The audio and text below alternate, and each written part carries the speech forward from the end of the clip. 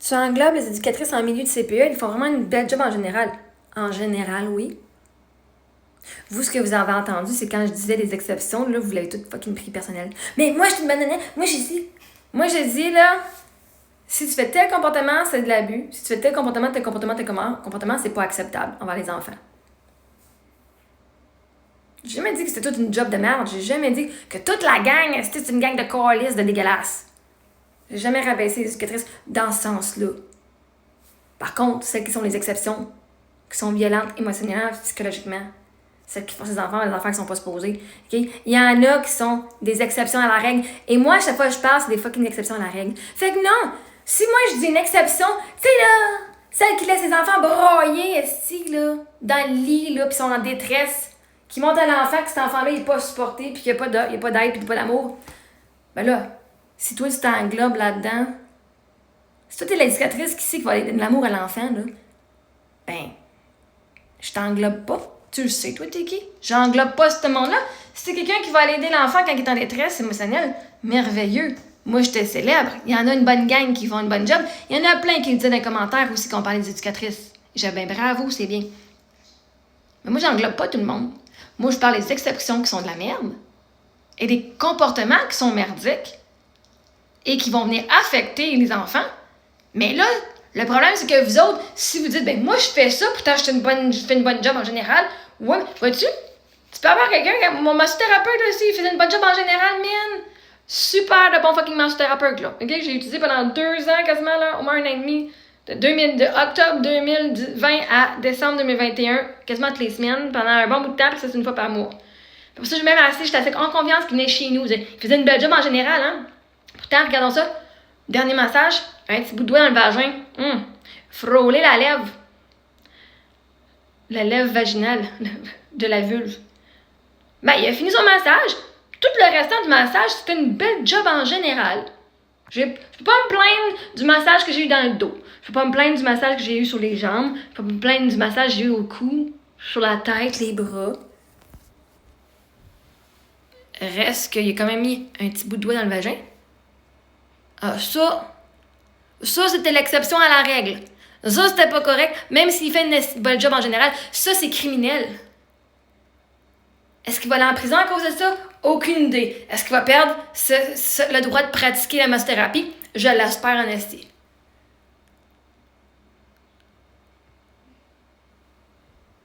Mais il faisait une bonne job en général. C'est un esti abuseur quand même. C'est un abuseur. Ça, c'est un abus sexuel. C'est un agresseur. Voyez-vous, vous allez toujours voir le meilleur, mais quand c'est le temps de parler des exceptions qui sont fucking genre criminelles et qui sont vraiment traumatiques pour des enfants, vous allez pas les regarder, vous allez, mais c'est une belle job en général. Moi, je vous parle juste des exceptions. Je vous parle juste des exceptions. Puis si vous vous englobez dans les exceptions, ça, c'est vous autres qui vous englobez dans les exceptions. Je sais que c'est pas tout le monde. J'ai envoyé mes filles en garderie à Montessori, puis je l'adorais, moi, l'éducatrice. Elle faisait une crise de bonne job. Puis la madame Montessori aussi, toutes les Montessori que je suis allée, elle aussi, c'était des bonnes jobs. La madame en CPE, moi, la seule CPE que moi j'ai eu mes filles, une de mes filles, je te l'ai sortie en même pas un mois, hein.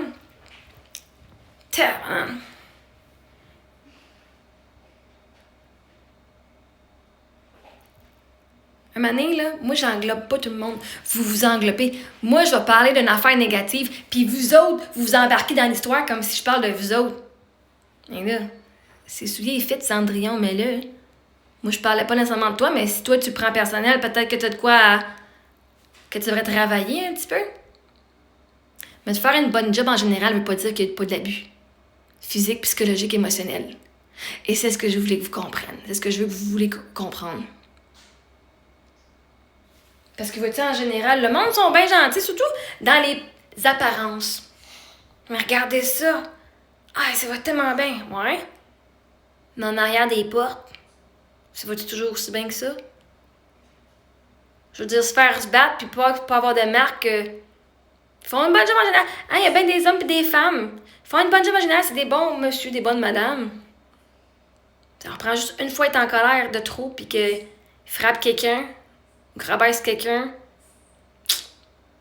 Mais ils font une bonne job en général. Moi, je parle toujours des exceptions. et des comportements non acceptables. Et comment ces comportements-là vont affecter les enfants. Maintenant, si toi, tu décides de t'englober, si toi, là, t'es super cool, t'es la bonne madame qui s'occupe bien des enfants puis qu'il n'y a rien à se reprocher, si je parle d'un comportement à se reprocher et dire ça, c'est pas des bonnes affaires, puis que tu fais « Mais là, moi, je suis une bonne personne! » Ben, t'es pas nommé, toi, là. À moins que tu viennes nous dire que tu fais exactement ça, que moi, je dis que c'est pas une bonne affaire. Si tu le fais, bon, peut-être que t'es pas si bonne que ça ou dans ce domaine-là. Tu peux être bonne en général, mais littéralement, je te dis que tel comportement, c'est de la violence psychologique envers les enfants, et tu continues de dire « Ben, je fais encore une belle job. » Ouais. Est-ce que tu peux admettre que, par exemple, cette partie-là de ta job, tu pourrais t'améliorer, genre? Pour être sûr de créer un peu moins de trauma pour les enfants? Genre, si je te donne un élément que tu fais, puis que moi, je dis cet élément-là, il est pas correct, avec les preuves pour le futur et tout, c'est pas toute ta job en tant qu'éducatrice qui est de la merde, c'est ce point-là qui est à améliorer.